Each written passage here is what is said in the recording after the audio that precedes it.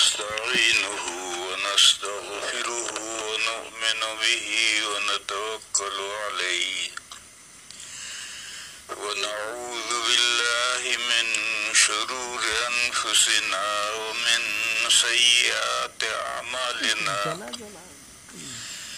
من يهده الله فلا مضل له ومن يضلله فلا هادي له وأشهد أن لا إله إلا الله وحده لا شريك له وأشهد أن سيدنا ومولانا وحبيبنا وشفيعنا محمدا عبده ورسوله أرسله إلى الناس كافة بشيرا وداعيا إلى الله بإذنه وسراجا منيرا صلى الله تعالى عليه وعلى آله وصحبه وبارك وسلم تسليما كثيرا كثيرا وبعد فأعوذ بالله من الشيطان الرجيم بسم الله الرحمن الرحيم ألف لام ميم ذلك الكتاب لا ريب فيه هدى للمتقين صدق اللہ مولانا العظیم۔ بزرگوں اور بھائیوں، سورہ فاتحہ کی تفسیر میں نے عرض کی تھی کہ سورہ فاتحہ میں دین کے 3 بنیادی مسئلے بیان کیے گئے ہیں۔ سب سے پہلے توحید الوہیت بیان کی ہے کہ پوری کائنات کا معبود صرف ایک اللہ ہے، جو سارے جہانوں کا رب ہے، جو سارے جہانوں کو عدم سے وجود میں لایا ہے، ان کے بقا کا سامان کیا ہے اور پھر ان کی رہنمائی کی ہے کہ انہیں کس طرح سے زندگی گزارنی ہے۔ اور یہ وہ اس لیے کر رہا ہے کہ اس کی ایک صفت عامہ ہے جو الرحمن میں بیان کی گئی ہے، اور ایک دوسری صفت خاصہ ہے جو مومنین کے لیے ہے، جس کا ذکر رحیم میں آیا ہے۔ اس کے بعد آخرت کا مسئلہ آیا مالک یوم الدین میں کہ جزا کے دن کا مالک اللہ ہے، یعنی اس دنیا میں جزوی ملکیتیں تسلیم کی گئی ہیں، لیکن جب دوسری دنیا شروع ہوگی تو پھر کسی کی جزوی ملکیت بھی کچھ نہیں ہوگی، ہر چیز کے بہما وجو مالک اللہ تعالی ہے۔ پھر اس کے بعد میں ایک منتقل ہونے کی، ایک مضمون سے دوسرے مضمون کی طرف منتقل ہونے کی آیت آئی ہے، گویز کی آیت آئی ہے کہ ہم اللہ ہی کے، ہم آپ ہی کی، یعنی اللہ ہی کی بندگی کرتے ہیں، کسی اور کی بندگی نہیں کرتے، اور آپ ہی سے سوال کرتے ہیں، اور سوال سے یہاں مراد دہائی دینا ہے، امداد چاہنا ہے، استمداد کے لیے۔ پھر اس کے بعد میں مومنین کا، انسانوں کا ایک سوال ہے، مومنین کا نہیں، انسانوں کا ایک سوال ہے، اہدنا الصراط المستقیم، اے اللہ ہمیں سیدھا راستہ دکھائیے۔ جب اللہ تعالی مخلوقات کو پیدا کرنے کے بعد ان کی رہنمائی کرتے ہیں تو ہم بھی اللہ کی مخلوق ہیں، لہذا ہمیں بھی، ہماری بھی اللہ رہنمائی کریں۔ میں نے بتلایا تھا کہ 2 قسم کے معاملات ہیں، ایک دنیاوی معاملات ہیں اور ایک اللہ تک پہنچنے کے معاملات ہیں، آخرت کے معاملات ہیں۔ دنیا کے معاملات کو حل کرنے کے لیے اللہ نے انسان کو ترقی یافتہ عقل دی ہے، اس کے ذریعے سے وہ اپنے دنیا کے معاملات حل کرتا رہتا ہے، لیکن اللہ تک کیسے پہنچا جائے، اللہ کی مرضی کے مطابق زندگی کیسے گزاری جائے، اس چیز کو انسان اپنے عقل سے نہیں سمجھ سکتا ہے۔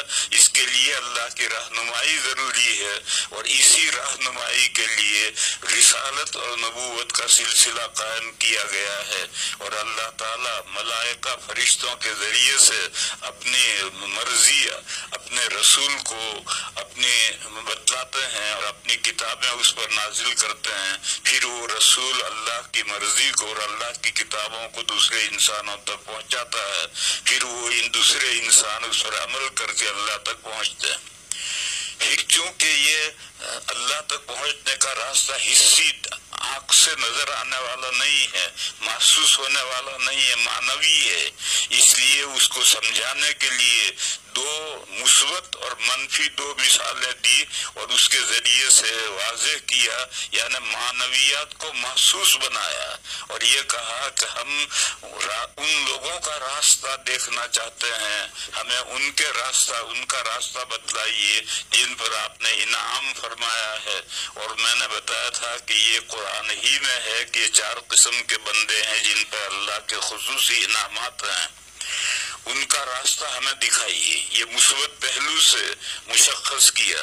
اور قرآن کریم بھرا پڑا ہے اللہ کے انبیاء کے کیا اعمال ہیں، کیا عقیدے ہیں، کیا ان کی سیرت ہے، صدیقین کے کیا احوال ہیں، شہداء کے کیا احوال ہیں، نیک بندوں کے کیا احوال ہیں، سارے قرآن کریم میں پڑھو۔ پھر اس کے بعد منفی پہلو سے مشخص کیا کہ جو بندے اللہ کے راستے سے اتنے دور جا پڑے کہ اب ان کے واپس لوٹنے کی کوئی امید نہیں رہی، ایسی صورت جب ہو جاتی ہے تو پھر قرآن کی تعبیر یہ ہے کہ اللہ تعالیٰ نے ان کے دلوں پر مہر کر دی، ختم اللہ علی قلوبہم، اللہ تعالیٰ ان کے دلوں پر مہر کر دیتے ہیں۔ یہ مہر کو حصی نہیں ہے، یہ مہر بھی معنوی ہے، یعنی انہوں نے ایمان لانے کی صلاحیت بالکل کھو دی، ان کے اندر ایمان لانے کی صلاحیت برائے نام بھی باقی نہیں رہی۔ ایسے بندے مغضوب علیہم ہیں جن پر اللہ کا سخت غصہ بھڑکتا ہے، اور دوسرے وہ ہیں کہ جو صحیح راستے سے بے راہ تو ہو گئے لیکن تھوڑے ہٹے ہیں، اگر یہ غلط راستے پر چلتے رہیں گے تو معلوم نہیں کہاں پہنچیں گے، اور اگر وہ یو ٹرن کر لیں اور واپس صحیح راستے پر آ جائیں تو اس کی امید ہوتی ہے۔ ایسے لوگ گمراہ کہلاتے ہیں، راستہ اللہ کا راستہ گم کرنے والے کہلاتے ہیں۔ یہ سارا رسالت کا مسئلہ تھا۔ تو توحید، آخرت اور رسالت، 3 مسئلے جو فطری ترتیب ہے وہ یہ ہے کہ توحید کے بعد رسالت کا مسئلہ آتا ہے۔ کلمہ طیبہ ہے لا الہ الا اللہ محمد الرسول اللہ، توحید کے بعد رسالت کا مسئلہ آتا ہے، مگر سورہ فاتحہ میں توحید کے بعد آخرت کا مسئلہ آیا اور رسالت کا مسئلہ تیسرے نمبر پر کر دیا ہے، اس لیے اسے کیا ہے کہ آگے جو سورت شروع ہو رہی ہے وہ دلیل رسالت سے شروع ہو رہی ہے، رسالت کی رسول ہونے کی دلیل کیا ہے اس سے شروع ہو رہی ہے، اس لیے اس کو مؤخر کیا تاکہ اگلے مضمون کے ساتھ اس کا ربط ہو جائے۔ پھر آخرت کا مسئلہ مختصر تھا اور رسالت کا مسئلہ طویل تھا، تو مختصر مسئلہ پہلے ذکر کیا اور لمبا مسئلہ بعد میں کر دیا۔ اس کے علاوہ عمل پر ابھارنے والا عقیدہ توحید کے بعد آخرت کا عقیدہ ہے، رسالت کا مسئلہ عمل پر ابھارنے والا نہیں۔ دیکھو آج کتنے مسلمان ہیں، 100 کروڑ سے زیادہ مسلمان ہیں اور سب لا الہ الا اللہ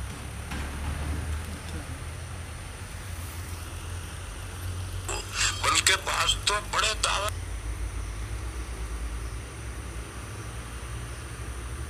کرتے ہیں۔ رسالت کا مسئلہ عمل پر ابھارنے والا نہیں ہے، آخرت کا جس کو یقین ہے وہ عمل پر پڑے گا. اس لیے پورے قرآن کریم میں جگہ جگہ پر فرمایا کہ ان الذین یؤمنون باللہ والیوم الآخر.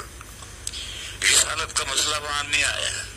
اسی طرح سے بہت ساری حدیثوں میں ہے کہ من کان یؤمن باللہ والیوم الآخر. رسالت کا مسئلہ وہاں نہیں آتا.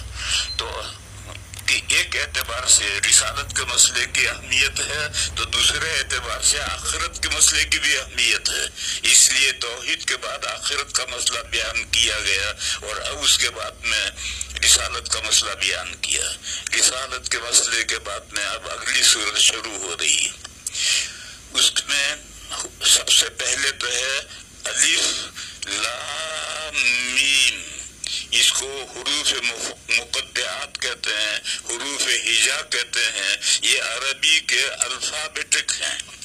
وہ حروف ہیں جن سے تمام کلمات بنتے ہیں.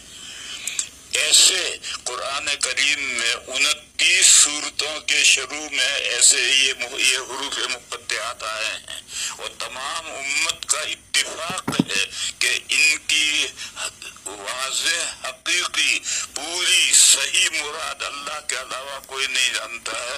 یہ متشابہات میں سے ہیں. لہذا تفسیروں میں لکھا ہے کہ اس کی مراد اور اس کے الف کو ہم سمجھتے ہیں, لام کو بھی سمجھتے ہیں, میم کو بھی سمجھتے ہیں, لیکن یہاں ان مراد کیا ہے تینوں کی, اس کو اللہ کے علاوہ کوئی نہیں جانتا. لہذا ہم اس پر گفتگو کرنے کے بجائے آگے بڑھتے ہیں. آگے ایک قاعدہ یاد رکھو. اعراب القرآن, قرآن کریم میں بعض جگہ پر متعدد ترکیبیں ہوتی ہیں اور وہ ساری ہی ترکیبیں درست ہوتی ہیں. لہذا آگے ایک جملہ ہے ذالک الکتاب, یہ خبر ہے اور مبتدا اس کا پوشیدہ ہے ہوا. ذالک الکتاب, ہوا کا مرجع ہے ہدایت, رہنمائی, جو اللہ کی رہنمائی ہے. ہدایت لفظ تو عربی میں مؤنث ہے, تو اگر آپ مؤنث کی ضمیر ماننا چاہو تو ہیا مان لو اور مذکر کرنا ہو تو مذکر مان لو. وہ ہدایت جو اللہ تعالیٰ سے بندوں نے مانگی ہے کہ ہمیں سیدھا راستہ دکھائیے, تو اللہ تعالیٰ نے فرمایا کہ وہ ہدایت یہ اللہ کی کتاب ہے. ذالک الکتاب, ذالک الکتاب, یہ اس میں اشارہ مشار الیہ ہیں. اور الکتاب میں جو الف لام ہے وہ عہد ذہنی کا ہے, یعنی خاص کتاب, ہر کتاب نہیں, خاص کتاب یعنی اللہ کی کتاب. یہ اللہ کی کتاب, یہ وہ ہدایت ہے. ذالک الکتاب. پھر اس کے بعد میں اس اللہ کی کتاب کے دو وصف ذکر کیے. ایک تو ایک لا ریب فیہ, اس اللہ کی کتاب میں کوئی ڈاؤٹ فل بات نہیں ہے, کوئی قابل اعتراض بات نہیں ہے, کوئی ایسی بات جس پر آدمی انگلی رکھے اور یہ کہے کہ یہ بات صحیح نہیں ہے. ایسا پورے قرآن کریم میں ایسی کوئی بات نہیں ہے. لا ریب فیہ, یہ جو فیہ آیا ہے اس میں معانقہ ہے اور قرآن کریم میں 18 معانقے ہیں.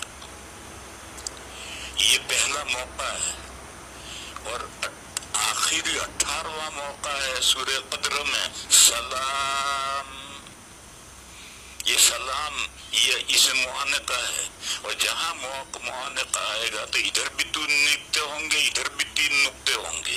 یہ اور بیچ میں جو لفظ ہوگا وہ معانقہ ہے.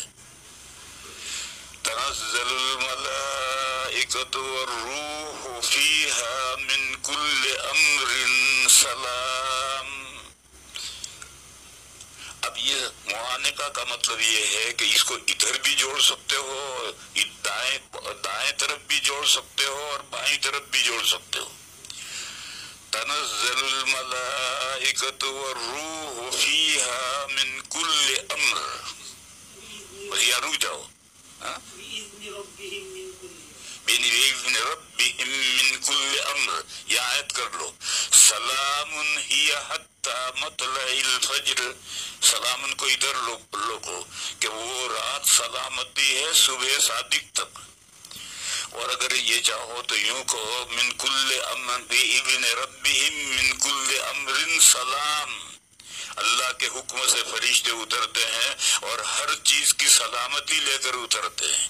ہیا وہ رات صبح صادق تک ہے، تو اب سلامن کو ادھر دائیں طرف بھی ملا سکتے ہیں اور سلامن کو بائیں طرف بھی ملا سکتے ہیں۔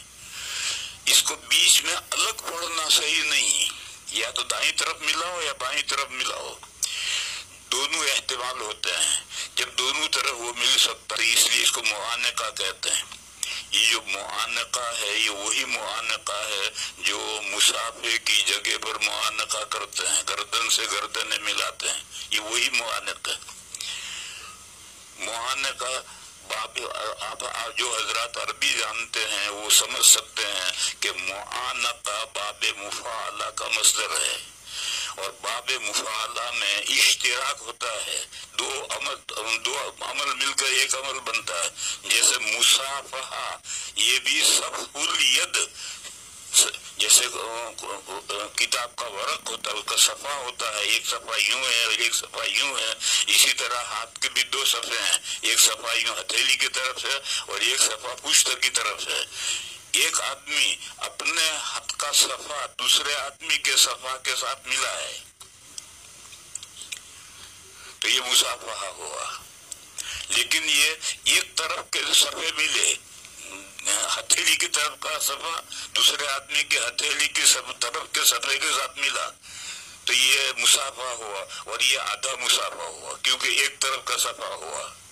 پھر دوسرا ہاتھ بڑھایا اور لگایا تو دوسری طرف کا جو صفحہ تھا وہ بھی مل گیا، اور دوسرے نے دوسرا ہاتھ بڑھایا تو پہلے کا جو دوسرا صفحہ تھا وہ بھی لگ گیا، اب مصافحہ کامل ہوا۔ یہ ایک بڑا جھگڑا ہے کہ دو ہاتھ کا مصافحہ یا ایک ہاتھ کا مصافحہ۔ جواب یہ ہے کہ کامل مصافحہ تو دو ہاتھ کا ہے، اور ایک ہاتھ کا مصافحہ آدھا ہاتھ مصافحہ ہے۔ اور جو لوگ غیر مسلم ہیں یا غیر مسلموں جیسے ہیں وہ ایک ہی ہاتھ کے صفحے ایک ہی ہاتھ کے مصافحے پر اصرار کرتے ہیں کہ نہیں سنتی ہے۔ ارے سنت یہ نہیں، باب مصافحہ باب مفاعلہ کا مصافحہ باب مفاعلہ کا مصدر ہے، اور اس میں ایک ہاتھ کے دونوں صفحے ملیں گے تب جا کر کے مصافحہ ہوگا۔ پھر اس کے بعد میں معانقہ ہے، یہ عنق سے ہے، عنق کے معنی گردن، لہذا ایک آدمی کی گردن دوسرے آدمی کی گردن کے ساتھ لگی تو یہ معانقہ ہوا، یہ آدھا معانقہ ہوا۔ اب دوسری طرف پھر لگاؤ، گردن کے ساتھ لگاؤ، اب معانقہ کامل ہوا۔ یہاں لوگ دو غلطیاں کرتے ہیں۔ ایک غلطی تو یہ کرتے ہیں کہ سب سے پہلے بائیں طرف کی گردنیں ملاتے ہیں، یعنی میری یہ جو بائیں طرف کی گردن ہے سامنے والے کی بائیں طرف کی گردن کے ساتھ ملاتے ہیں، یہ غلط ہے۔ پہلے معانقہ دائیں طرف کی گردن ملاؤ، میری یہ دائیں گردن ہے تو سامنے والے کی بھی دائیں گردن کے ساتھ دائیں گردن لگاؤ۔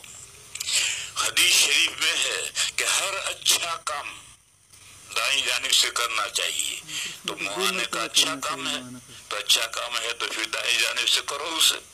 تو پہلے دائیں گردن سے ملاؤ، پھر اس کے بعد بائیں گردن سے ملاؤ، اب معانے کا مکمل ہو گیا۔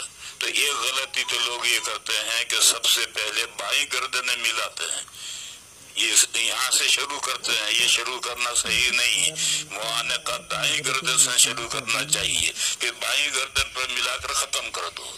کچھ لوگ پھر دوبارہ دائیں گردن سے ملاتے ہیں، تیسری مرتبہ معانقہ کرتے ہیں، یہ بھی غلطی ہے، یہ آب زمزم کا پانی پی رہے ہیں۔ بھئی معانقہ ہو گیا، پھر تیسری یہ کہا یہ غلطی کیا، وہ جو بائیں طرف سے شروع کیا تھا دائیں کو، تو اب اس کی نقصان کی تلافی کرنے کے لیے دائیں طرف سے آخر میں ختم کیا، اس طرح سے نقصان کی تلافی تھوڑی ہوگی۔ بہرحال میں کہہ رہا تھا کہ یہ جو ہم معانقہ کرتے ہیں، یہاں ایک رک کر ایک بات اور سمجھ لو۔ السلام علیکم، جواب وعلیکم السلام، یہ تحیت الاسلام ہے، اس کے لیے بدن سے بدن کا لگنا ضروری نہیں ہے. ایک آدمی روڈ کے اس سائڈ پر جا رہا ہے، دوسرا دوسری سائڈ پر جا رہا ہے، اس نے کہا السلام علیکم، اس نے کہا وعلیکم السلام، بس کافی ہے.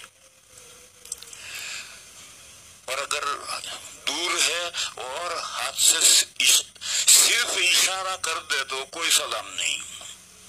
ہاں منہ سے کہو السلام علیکم اور یہ سوچا کہ بہت دور ہے میرا السلام علیکم کہنا وہ سنے گا نہیں، تو ہاتھ کا تھوڑا اشارہ کر دیا اور وہ بھی جواب میں وعلیکم السلام منہ سے کہے اور پھر اشارہ کرے تو اس میں تو کوئی حرج نہیں. لیکن صرف اشارہ دونوں نے کر دیا تو یہ کوئی اسلام میں کوئی سلام نہیں. بہرحال ایک تو سلام ہے، اس میں منہ سے السلام علیکم بھی کہنا ضروری ہے اور اس کا یہ کہنا تو سنت ہے اور اس کا جواب وعلیکم السلام دینا واجب ہے اور یہ تحیۃ الاسلام ہے. اس کے لیے بدن سے بدن کا لگنا ضروری نہیں. پھر اس کے بعد میں اگر دو آدمیوں کے درمیان میں معرفت ہے، دو طرف سے معرفت ہے یا ایک طرف سے معرفت ہے، حقیقی معرفت ہے یا حکمی معرفت ہے، جیسے بزرگوں سے ملتے ہیں تو وہاں حکمی معرفت ہوتی ہے اور دونوں نے مصافحہ کیا، دو ہاتھ سے دونوں نے مصافحہ کیا یا ایک ہاتھ سے مصافحہ کیا، تو پھر حدیث شریف میں اس کی ایک الگ دعا ہے السلام علیکم وعلیکم السلام. یہ تو ملاقات کے وقت میں ایکسچینج ہو گیا. پھر اس کے بعد مصافحہ کرنے کے بعد میں کہو یغفر اللہ لنا ولکم، اللہ ہماری بخشش کریں اور آپ کی بخشش کریں. عربی جانتے ہو عربی میں کہو، اور اگر عربی نہیں جانتے ہو تو اپنی زبان میں اپنی بھاشا میں کہو کہ اللہ ہماری بخشش کریں آپ کی بخشش کریں. یہ بھی دل میں کہنا کافی نہیں ہے، منہ میں ہونٹوں میں کہنا کافی نہیں ہے. جیسے سلام جہرن کہہ کر سنانا ہے، ایسے یہ دعا بھی سامنے والے کو سناؤ اور سامنے والا یہی دعا جواب میں بھی کہے کہ اللہ ہماری مغفرت کرے آپ کی بھی مغفرت کرے. یہ مصافحے کی دعا ہے. اور ابو داؤد شریف میں حضرت برائی بن عازب رضی اللہ تعالیٰ عنہ کی دو حدیثیں ہیں اور وہ دونوں حدیثیں مشکات شریف میں باب المصافحہ میں اٹھائی گئی ہیں. ایک حدیث تفصیلی ہے اور ایک حدیث مختصر ہے. مختصر حدیث یہ ہے کہ جب دو مسلمان ملتے ہیں اور مصافحہ کرتے ہیں تو ان کی بخشش ہو جاتی ہے. یہ تو مختصر حدیث ہے. اور اسی کی مفصل حدیث ہے اذا التقى المسلمان فتصافحا وحمد اللہ واستغفراه غفر لهما. جب دو مسلمان ملتے ہیں، لہذا دو غیر مسلم ملے یا ایک مسلمان یا غیر مسلم ملے اس کے لیے یہ مغفرت نہیں ہے. دو مسلمان ملے، دو مسلمان مل کر کے آپس میں ایک دوسرے سے مصافحہ کریں. اگر مصافحہ کرے بغیر دعائیں دیں گے تو اس سے مغفرت نہیں ہوگی، مصافحہ بھی کرنا ہے. پھر اس کے بعد میں ایک دوسرے کو دعا دیں مغفرت کی. دیکھو دعائیں دو ہیں، ایک دنیا کی سلامتی ہے، یہ تو دے دیا السلام علیکم وعلیکم السلام، تم جیو. اس نے کہا تم بھی جیو، یعنی خیریت سے رہو، سلامتی سے رہو. اب اس کے بعد دوسری آخرت کی سلامتی ہے کہ اللہ ہماری بھی بخشش کرے آپ کی بھی بخشش کرے. یہ آخرت کی سلامتی ہے، اس سے آگے پھر کوئی دعا نہیں. یہ دعا دو. پھر اس کے بعد میں اگر دو بندوں کے درمیان میں بہت زیادہ معرفت ہے، غایت معرفت ہے، تو پھر مصافحہ ہٹ جائے گا. پہلے سلام کرو. مجمع الزوائد اور منبع الفوائد میں حضرت انس رضی اللہ تعالیٰ عنہ کی حدیث ہے کہ نبی پاک صلی اللہ علیہ وسلم جب تک سلام نہیں کر لیتے تھے مصافحہ نہیں کرتے تھے. لہذا سلام اور جواب سلام تو ملاقات ہوتی ہی ہوگا. پھر اس کے بعد میں معرفت ہے ایک طرفہ یا دو طرفہ، حقیقی یا حکمی، اور مصافحہ کرتے ہو تو مصافحے کی دعا الگ ہے. پھر اس کے بعد میں اگر غایت معرفت ہے، بہت زیادہ تعلقات ہیں، تو پھر اس کے بعد میں معانقہ ہے، اور معانقہ یہ مصافحہ کا الٹرنیٹیو ہے، اس کا قائم مقام ہے، لہذا اب مصافحہ نہیں ہے، مصافحے کی جگہ پر معانقہ ہے۔ پہلے 2 ہاتھ ملائے تھے، اب دونوں پوری گردن ملانی ہے، اور اب وہی جو مصافحے کی دعا ہے وہی دعا یہاں آئے گی۔ یہ تو بیچ میں نے مسائل تھوڑے بیان کر دیے۔ اصل میں کہہ رہا تھا کہ قرآن کریم میں 18 معانقے ہیں، یعنی 18 جگہ پر ایسے ٹکڑے ہیں کہ وہ دائیں طرف بھی مل سکتے ہیں اور بائیں طرف بھی مل سکتے ہیں، اور دونوں صورتوں میں مطلب الگ الگ ہوگا۔ یہاں فی ہی، یہ اس میں معانقہ ہے، فی ہی سے ادھر دائیں طرف بھی 3 نقطے ہوں گے اور بائیں طرف بھی 3 نقطے ہوں گے، لہذا فی ہی کو لا ریبہ کے ساتھ بھی ملا سکتے ہو اور متقین کے ساتھ بھی ملا سکتے ہو۔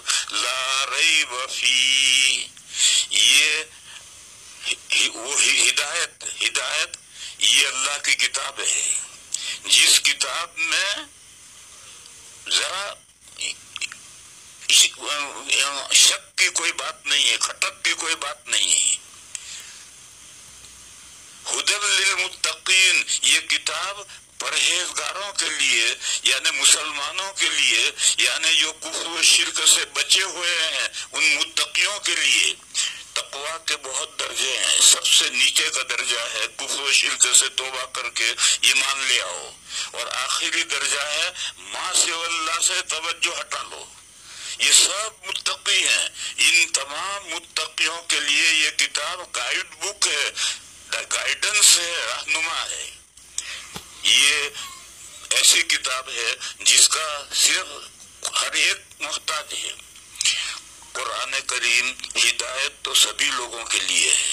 قرآن کریم میں آگے جا کر کے روزوں کا بیان آتا ہے، وہاں یہ آیت ہے شہر رمضان الذی انزل فیہ القرآن ھدی للناس وبینات من الہدی والفرقان۔ ھدی للناس، قرآن تمام لوگوں کے لیے گائیڈ بک ہے، رہنما ہے، اور یہاں کہا کہ مسلمانوں کے لیے، اللہ کے نیک بندوں کے لیے، صدیقین کے لیے، انبیاء کے لیے، سب کے لیے یہ گائیڈ بک ہے، ہر ایک کو اس کی ضرورت ہے۔ یہاں ایک طالب علم ایک سوال کرتے ہیں کہ جب قرآن کریم سبھی لوگوں کے لیے رہنما ہے تو یہاں متقین کی تخصیص کیوں کی؟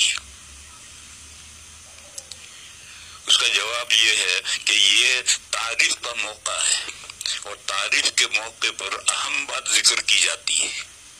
جیسے کل میں نے مثال بیان کیا تھا کہ قرآن کریم میں ایک جگہ پر اللہ کی تعریف کی جا رہی ہے، قل اللہم مالک الملک تؤتی الملک من تشاء وتنزع الملک ممن تشاء وتعز من تشاء وتذل من تشاء بیدک الخیر۔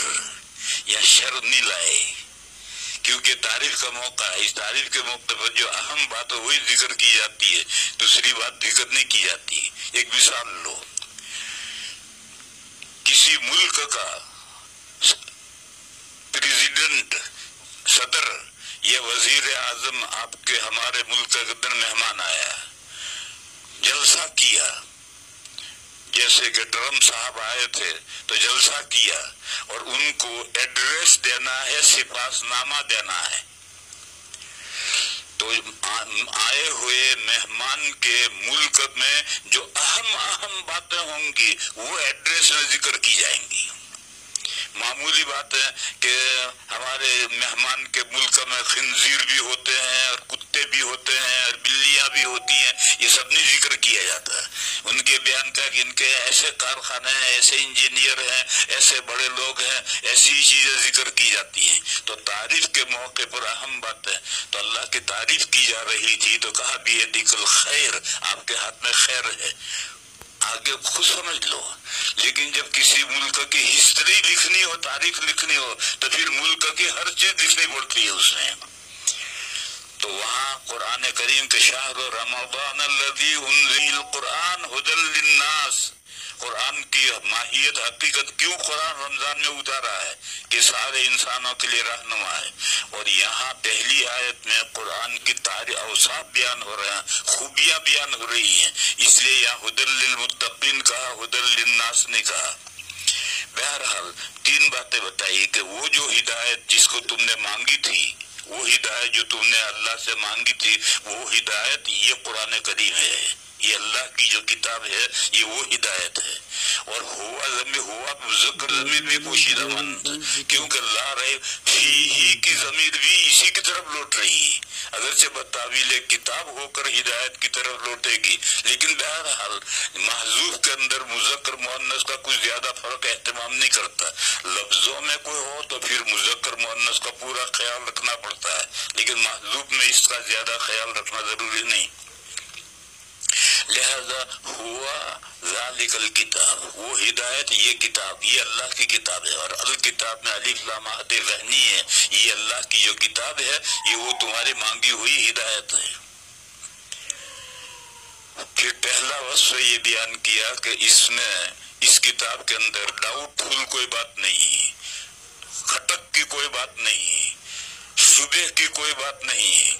حالانکہ قرآن کریم میں آسمان و زمین کی تمام باتیں بیان کی گئی ہیں, گزری ہوئی بھی باتیں ہیں, آئندہ کی بھی باتیں ہیں, اور پوری کائنات کو ٹچ کرتا ہوا مضمون چلتا ہے, لیکن آج تک کوئی انگلی نہیں رکھ سکا کہ یہ بات صحیح نہیں.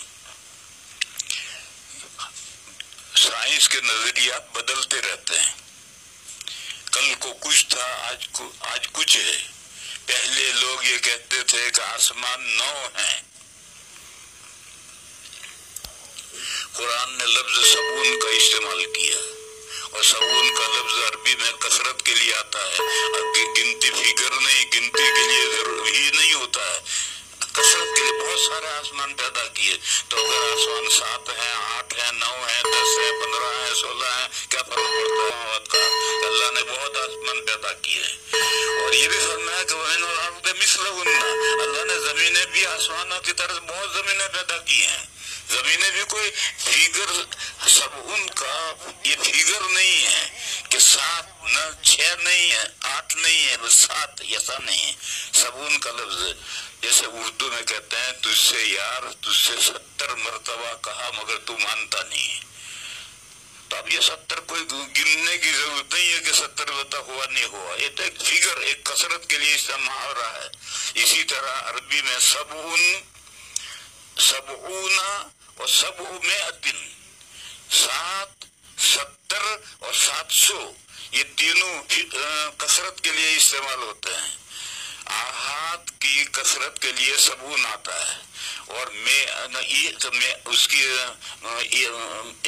عشرون, سبون, میعات نہیں بلکہ عشرات.